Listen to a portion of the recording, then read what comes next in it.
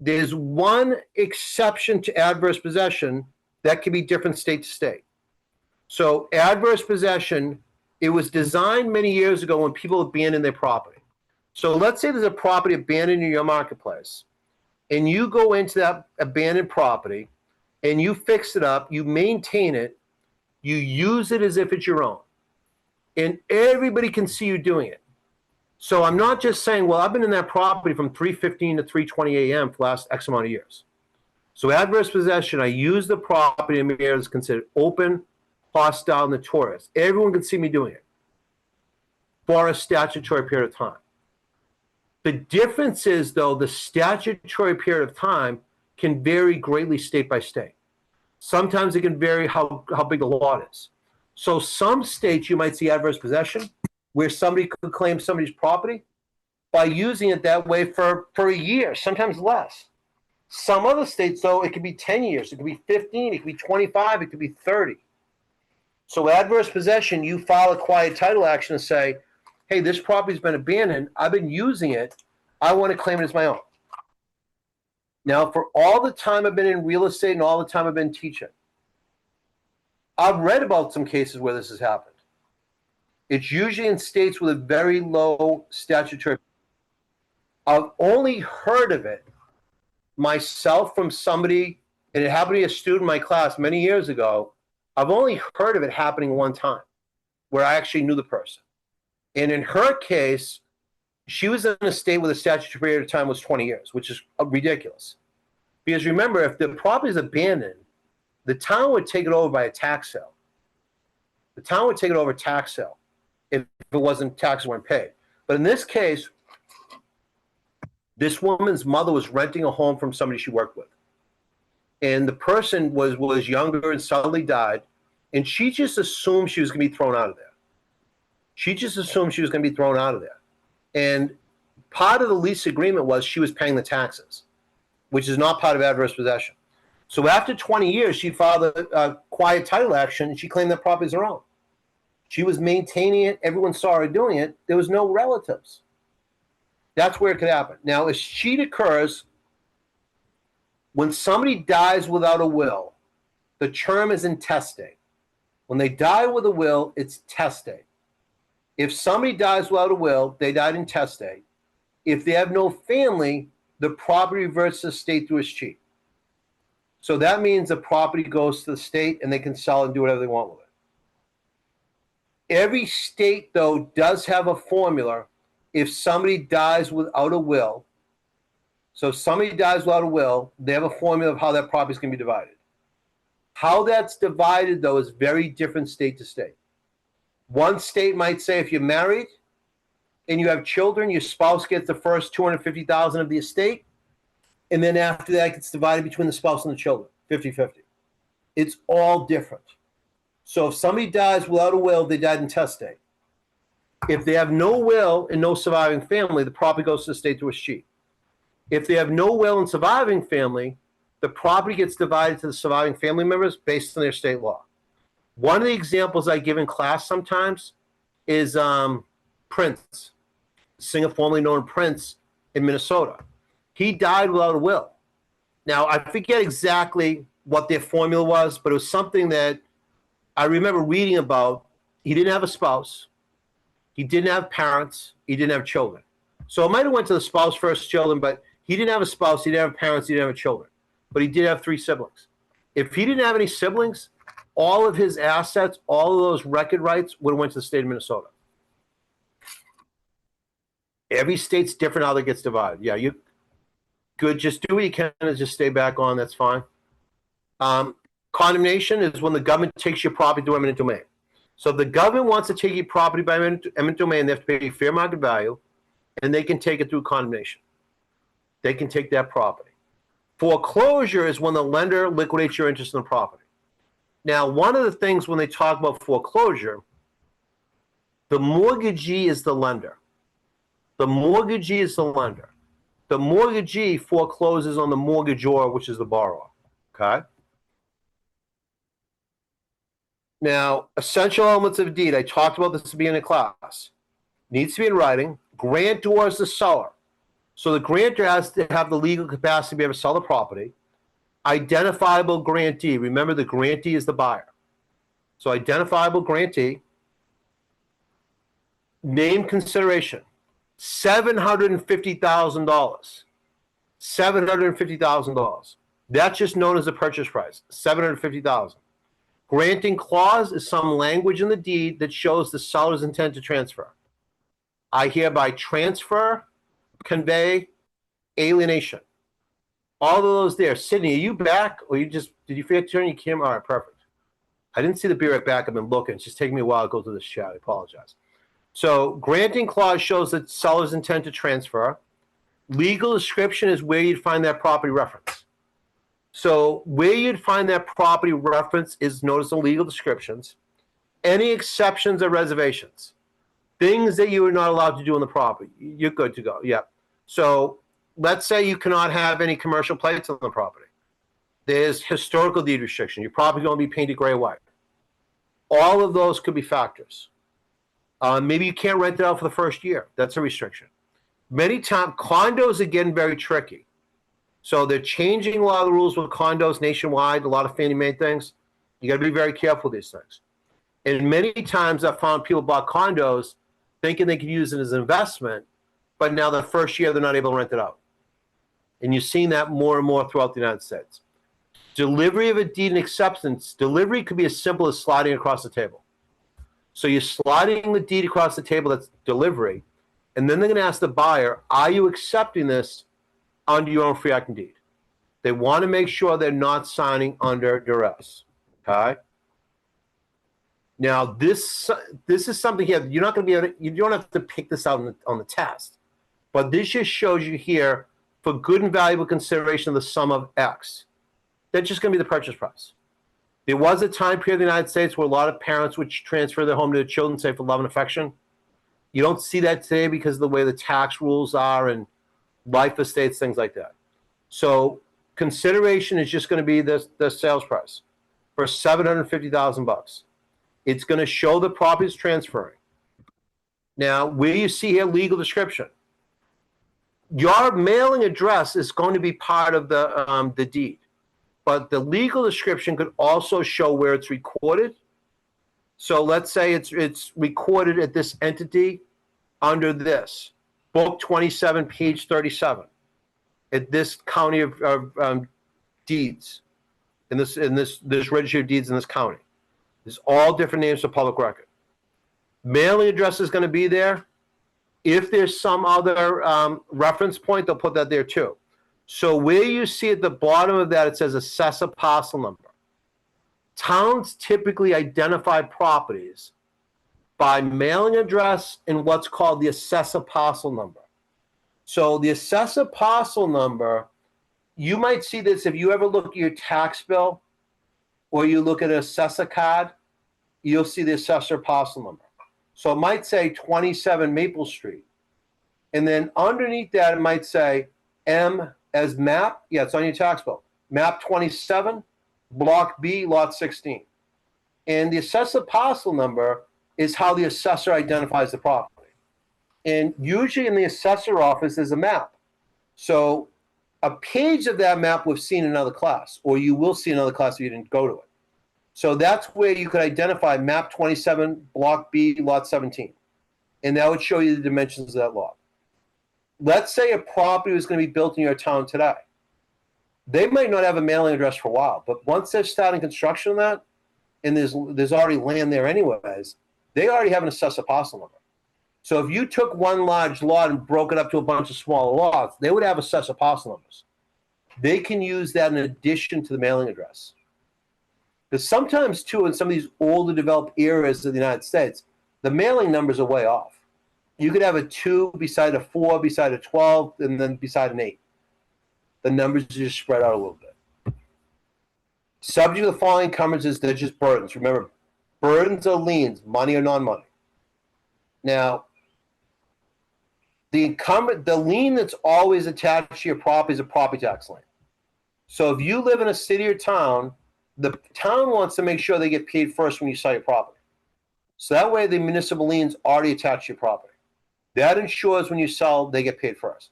If you were buying a house today in June and you're buying the seller's home, the seller might have paid the taxes to the end of the year. So you're buying their home today, they'd say in the test, assume the day of the closing belongs to the seller. If the taxes are X amount per day and you owe them for 100 days, how much do you pay them back? The town is not going to cut a check back to the seller of the property if they overpaid property taxes. They've already spent that money. The buyer is going to cut them a check back. And we'll see this tomorrow on the closing disclosure. It's also known as what's called a proration. So simple as, let's say the taxes were $1 a day. If the taxes were $1 a day and you as a buyer owed the seller 17 days, you'd owe them 17 bucks. The one difference, and you'll see this when we go on math tomorrow also, they're typically going to say in the test, use what's called the bank is year, and you'll see this on your screen also. So bank is year, how many days is that? Does anybody know?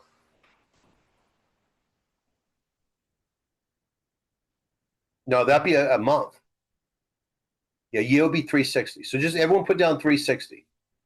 So essentially what they're saying is assume every month is 30 days, every year is 360. So think of you if you have a payment for a car. Your payment's the same each month, whether the month's 28 days, 29, 30, or 31. Your rent's the same each month, whether it's 28, 29, 30, 31. Your mortgage payment's the same, 28, 29, 30, 31. So they'll tell you to use that on the test. Assume that. So you don't figure out. You don't pay any more for your car payment if it's a 31-day month compared to a 30. It's all the same. It's just easier to track. So this would show if there's any easements on the property, taxes, etc. Habendum clause, this shows the interest being transferred. So it's also known as having a hold.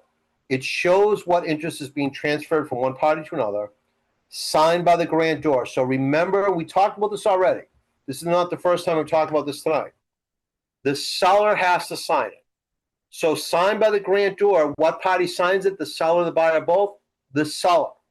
The seller signs it. The seller is also known as the grantor. When it's signed, it's going to get notarized. When it's notarized, they also call that acknowledgement. So the seller signs it. When they sign, it's acknowledged, which means it's notarized. It allows them to record it. The buyer doesn't sign it, but they are asked, are you accepting this under your own free act and deed? In that case, the answer has to be yes. That case, the answer has to be yes. They want to make sure they're not signing a duress. Now, recording the deed, acknowledgement's required. In order to record it, put it on public record, it needs to be acknowledged. All that means is notarized. Somebody's verifying the person did sign it, it was notarized. Constructive notice. Remember, actual notice and constructive notice. Actual notice, somebody told you. The example I gave you early in class is your neighbor came over to your house and said, I'm doing an addition. You're going to hear some construction start at 8 in the morning, and this is what I'm doing. They're showing you and they're telling you that's actual notice. Constructive notice means the information's there. It's available by public record. If you make an inquiry, you can find it. Lewis, if you got a burger going there at the tailgate, could you make me a cheeseburger, please? Do you got any tailgate stuff going? That's right. You just got to put that car behind you, the backup, get a tailgate going, and I could go for a cheeseburger right now, tailgate style. Nothing going, yeah. So constructive notice, public record. If you want to find out if your neighbor's building a new deck and what the size of it is, constructive notice. Get the information. It's available. Just make an inquiry. A lot of the stuff with real estate is available by constructive notice. It's public record. It's just whether people want to research or not. The reality is, I've always found this very interesting, but like I said, I'm not that interesting a person. People spend more time researching a new iPhone than they do researching records around their house they bought or they're buying. Somebody can be buying an $800,000 house and barely think about it. But yet they're getting a new iPhone, they get all these different models, they get a spreadsheet going and things like that. Constructive notice means it's publicly available. You've got to find it, though. You've got to make an inquiry. So by recording the deeds, putting on public record, it's protecting you against other parties claiming the property is theirs. In some states, by state law, you have to record it. Also, remember the beginning of class, I said many times the real estate contract, when companies are going to be involved, there's language in there that says it has to get recorded. So there's language in there that says it has to get recorded. Also, besides that, the lender is going to say, we're not going to give you a loan unless it does get recorded. So the lender is going to say, yeah, we're giving you a loan for $280,000. But one of the conditions of that has to get recorded. So even though it might be semi-voluntary, it always does. Here's the three types of deeds. I'm going to see these in the next slides. So some of you might see one of these all the time. Some of you might see some of them for certain circumstances. So, for example, I teach nationally a lot. I'm from Massachusetts, and prior to COVID, I pretty much only taught in Maine, New Hampshire, Mass, and Rhode Island. Every once in a while, I'd take a road trip to, I've taught in Scranton, Pennsylvania, I've taught in Missouri. But other than that, I've taught, a handful of other stuff, I've taught in New York and stuff. But for the most part, I was in Maine, New Hampshire, Massachusetts, and Rhode Island. And probably 70% of the time, Massachusetts. When I dealt with people when I started teaching nationally, and people from other states heard me talk about a quitclaim deed, in their mind, nobody ever used one.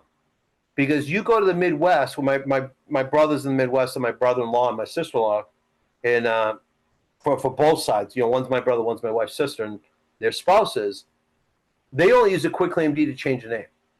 In my state, you pretty much use that to transfer the property. So we're going to go through these primary types. We need to know these for the national. But, for example, in some states, quitclaim deed, people might only use it to change a name. And that's all they do. Another state, they might use it to transfer property. Some states, you might always use general full warranty deed, and you'd never use a quitclaim deed to transfer property. That's okay. It's national, though. We still need to know a little bit for each one. And we're going to take our break in 10 minutes. If you could refrain from the Be Right Back crew for a little bit, that would be great.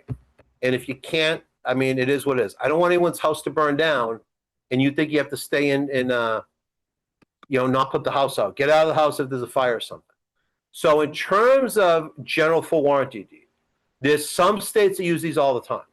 The covenant of season just says the seller owns the property and is in possession of it. So they own property in possession of it.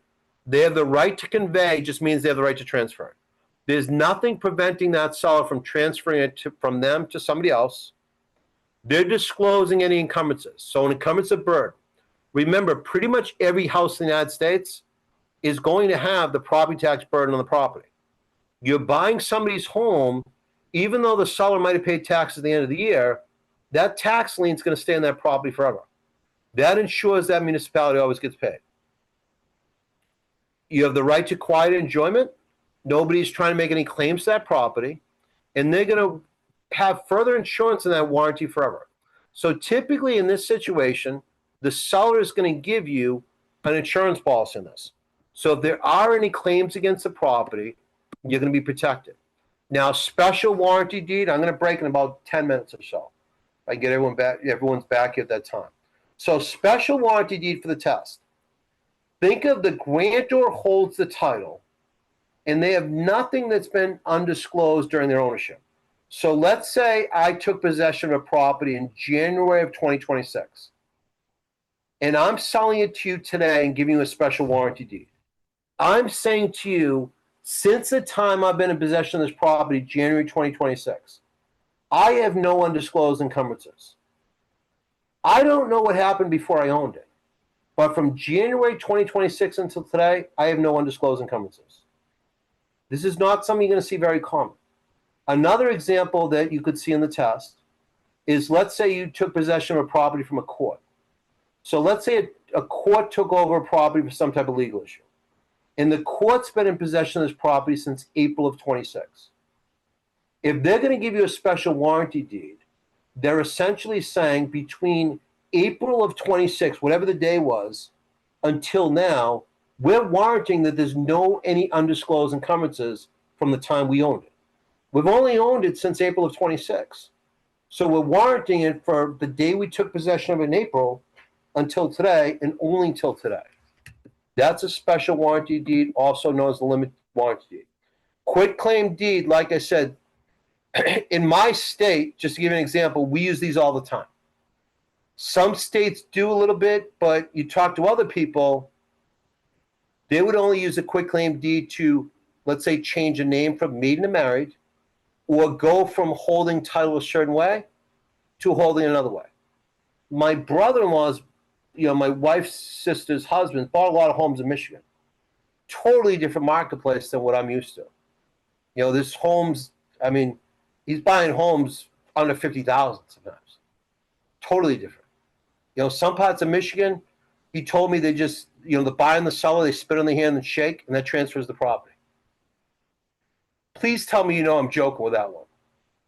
Right? They don't spit in the hand, but it's a very simplistic process, and they don't use a quitclaim deed. When I talked to him about this, he said, I can't believe anyone uses that. And I said, I can't believe he bought a lake house for $20,000. They had no water and sewer connected to it. But the point being is many people will use a quitclaim deed that basically say, I'm not warranting anything. Here it is. It's up to you. I don't even know what I own. It's up to you to find what's wrong with it. Most places would use this just to change the name. But there are states that use it to transfer property. So if somebody is in a state that uses general warranty deed and they're married, they're going to get divorced or separated, they'd probably go change it from, let's say, joint tenancy with right of survivorship to tenants in common. And they'd use the instrument of a quitclaim deed to do that. So many people just use it to try to change names or how title's vested as opposed to transfer, okay? So sometimes I realize when I teach in different places, a lot of people don't understand my sarcasm. I was joking when I said people spit on the hand and shake and that transfers the property. That doesn't really work. I say that because I've said some things before and people thought I was being serious. So I just want to make sure you don't spit in your hand and shake and then call it a deal. There are some simplistic processes, but not that simplistic. Now, bargain and sale deed, this is a situation with the grantor, which is the seller. They're saying they hold the title on the property. Executor's deed is when an executor is handling an estate sale. Now, I want to say this. Executor, for a long period of time in the United States, was referenced as a male handling an estate. So if it was a male handling an estate, they always used the term executor. If it was a female, they used the term executrix. Executrix is a term I still hear multiple times over the year. You got to remember, I'm around a lot of different states. So executrix is not necessarily seen as a proper term to use. But sometimes you hear it. They'll use the executor's deed. Now, many people, I asked this before, we don't have anyone licensed in New York here, right? I think that guy was already finished. We had a couple people in New York getting licensed in Connecticut.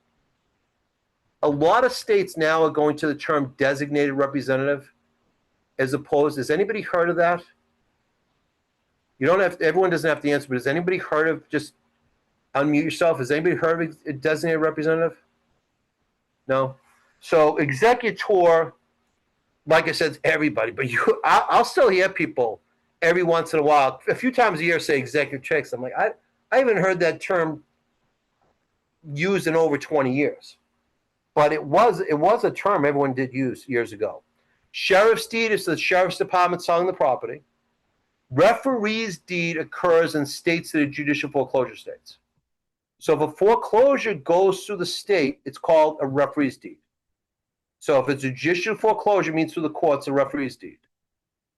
Not all states are judicial foreclosure states. So some states will follow a legal process, but it's not necessarily a court process, meaning they follow steps, but they don't have to get permission of the court to do it. Okay? Trustees deed is when the trustee is doing a sale of a property. Gifts and dedications. Remember, when you gift a property to somebody, it can be a true gift, and then that's it.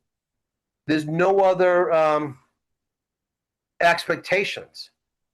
Or somebody could have a gift and say, I want this gift to be used for a specific purpose. So the gift is yours, provided you use it for a new senior center. So is everybody just remember, and I should have said this before, about 10 minutes before a break, I should be saying just try to make sure you stay on camera and not do a be right back, but I didn't want anyone to not be able to defend their home if it's burning down. Right? If your house is burning down, take care of that. Do not prevent the dog from going outside if it really has to go outside. But other than that, I want to try to get everyone back here to do this break. So gifted dedication. Sometimes you can gift it to somebody, no condition. Sometimes there is a condition. Your family donated a lot of money to put your name in a new science bill in a college on the condition that was always used for that. Transfer a deceased person's property. We talked about this early in class, survivorship. So if somebody owns property where they own it as rights of survivorship, what is happening with that is they're predetermining where their property goes if they die. So where it says right of survivorship, somebody owns a property and it'll say something like this. It's owned as joint tenants with right of survivorship. So what that means is if any of the joint tenants die, it goes to the other joint tenant. If any of the joint tenant dies, it goes to the other joint tenant. So let's say 2 joint tenants, 3 joint tenants, 4 owned a property. If one of them created a will, that will would be irrelevant because it's already predetermined where that's going to go. Also, right of survivorship, tenancy by the entirety. Tenancy by the entirety, one does, it goes to the surviving spouse. Devise is another word for transfer of real estate, real property by will. Intestate succession occurs when somebody dies without a will, they died intestate. So intestate succession occurs when somebody dies without a will, but they have surviving family. Every state's going to have a different formula on that. What was Prince's famous song, Brittany? Do you know that one? Yeah, it was Purple Rain. Right? When Prince died in Minnesota, I said he had no spouse, no parents, no children. And if he didn't have any siblings, that probably hundreds of millions of dollars were going to go to the state. But it didn't happen. Every once in a while, you hear a case that somebody dies and they thought this person had no money or whatever, and he had a lot of money. And sometimes he left it to somebody, sometimes he didn't. The state gets it anyways. So survivorship is on the deed. So remember, if somebody owns it as joint tenants with right of survivorship, it's predetermined what's going to happen in that situation. It's predetermined what's going to happen in that situation. I'm just trying to see if I get any be right back moves here.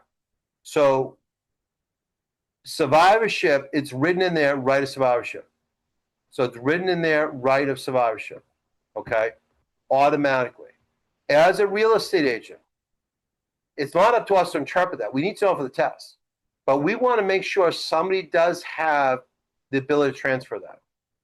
So just make sure you're visible. I don't want anyone to not get credit for the class. I don't determine anything to do with credit. Just be aware of it. Can something on a paper, we're going to go through that in a minute, Sebastian. It can be, it's whether somebody challenges it. So other rights of survivorship, joint tenancy, tenancy by the entirety. Tenancy by the entirety, though, is not recognized in all states. So tenancy by the entirety is not recognized in all states, but in the states it's recognized, you have to be married. So tenancy by the entirety, we only have one spouse still. So if somebody owns this tenancy by the entirety and one dies, their interest reverts to the surviving spouse. It becomes an ownership in severalty, which means one person owns that property. So we're going to get to that question a second ago, Sebastian. Well, anybody can fight anything. That's the problem. So sometimes you could have something that somebody could challenge it, maybe overturn it, but it doesn't mean it couldn't go through if nobody challenged it either. So statutory will, any type of will somebody can challenge, is a will that's created by fill in the blanks, like a simple will. So this is a will where somebody kind of fills in the blanks and shows what their intent is. Does that mean that nobody can challenge it? Of course not. Somebody can always challenge it, but that's a statutory will. Just a written document where somebody's kind of filling in the blanks. Could also go through.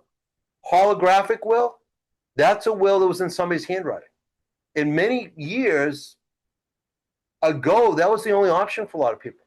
They might have not lived near anybody, or they didn't have access to email back then, or cell phones, or all this other stuff. So holographic will was a handwritten will. They always said in a lot of the old West days, a lot of people might write their holographic will and then just put on a piece of leather around their neck. There was old shows that had this. And people just say, whoever finds me, you get my cabin in the woods. They knew they were dying. Non-cupative will is also known as a verbal will and oral will. That's where somebody states their intentions. Now, again, everybody can challenge that. But maybe if somebody was in a hospital and just said, look, I want this to go, something went opposite the way they thought, and they want somebody to have this. So I'm going to do this slide and the next slide. After the next slide, we're going to take our last 5-minute break. It's going to be just a quick 5-minute break, and I got to pull up the evaluation. So terminology here, if somebody died testate, that means they died with a will. So if somebody died testate, that means they left a will. If they died intestate, they died without a will. So testate, you died with a will. Intestate, without a will. Testator is the person that creates the will. The word devise. Devise means transfer of real property by will. Where bequest is transfer of personal property. Devisor is the person that transfers their real property to somebody else. Devisee is the person that receives it. Executor, I told you that. So executor was always known as the male, executrix the female. Many states now are going to designated representative. I still hear people use executrix. That's just not the proper word to use anymore. And I'm only mentioning that because there's always, if you are studying with somebody who's in a real estate business and they've been around a long time, they might say, oh, yeah, the female's an executrix. I still have people use it. I hear people outside of real estate use that, but I don't think it's been an appropriate term for 20 years. In probate, when somebody dies, it probably goes through probate. What would be in position to challenge the will? Anybody can always challenge the position. Somebody could say they were left out of the will and they shouldn't have been. So if, let's say, a parent is transferring property, they have 3 children, and giving one of their children everything and not the other 2, if those other 2 weren't mentioned, somebody might challenge it. So if somebody says, well, I wasn't mentioned, so I'm not an attorney by any means, but what I've heard before is somebody would say, give them something. So sometimes when a parent might give somebody a very small token, and I'm going to use it like a buck or something, that's showing that they acknowledge that person. So somebody can't say, well, they forgot about me and I'm a relative. Well, that's why, no, they didn't forget, they put something in there. Now, devisor is somebody who owns property. So devisor is somebody who owns property. Remember the word devise, I hereby devise, that's somebody transferring real property by will. Devisor is the person that transfers that property. Devisee is the person that receives it. So if somebody's inheriting the property, the real property, that's devisee. So right after this slide, we're going to just take a quick 6-minute break. After I ask you, are there any questions? I'll see you at 9:24. 9:24. I'm just going to see if there were any questions there.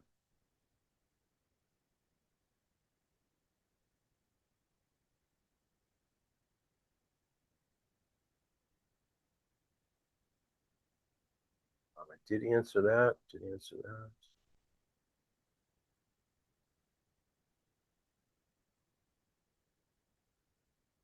Okay.